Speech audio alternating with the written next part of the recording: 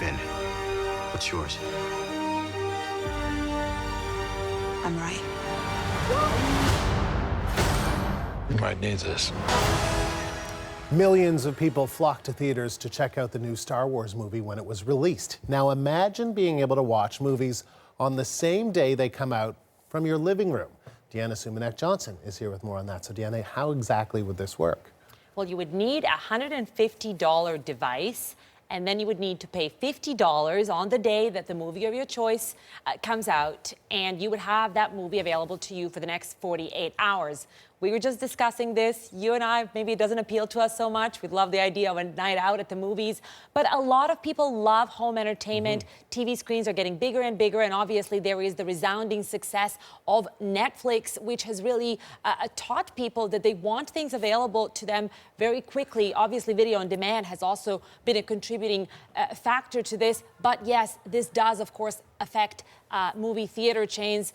Yes, they make most of their money on those concession stands, but movie theater chains have been saying in response to this that, you know, going to the movies is an event, that it's not just about seeing it on those big screens and with all that sound, that it's more like a social event that could not be replicated if people just gathered around on a couch and watched the movie. Now, let me tell you a little bit about the guy behind this, the screening room, that is.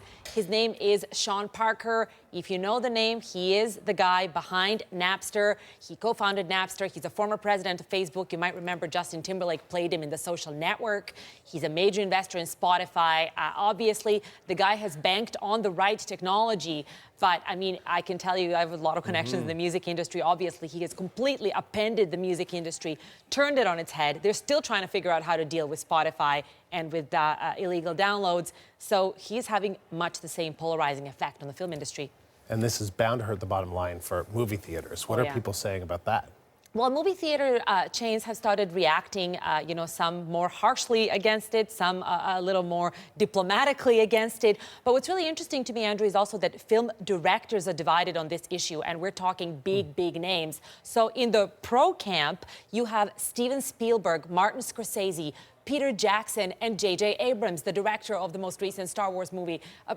Pretty big group of directors. Yeah, those are big but wait, directors. the antis are also pretty big. You have James Cameron, you have Christopher Nolan, the director of the Batman movies, and John Landau, so also pretty significant names. So it's really a polarizing issue, and of course, who stands to lose most from this, of course, are movie theater chains. Their organization said NATO, not the NATO you're thinking of, the different NATO, has consistently called on movie distributors and exhibitors to discuss as partners release models that can grow the business for everyone.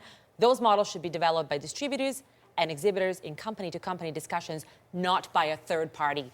Really, Andrew, who's going to be the deciding factor in this are the film distributors. We're talking Universal Pictures, Sony, Columbia. They're the ones that have to opt in or opt out of this. But, you know, seeing the march of technology in recent years, somehow I think this is probably going to happen. I think you're probably right. Okay, thanks, Deanna. You're welcome.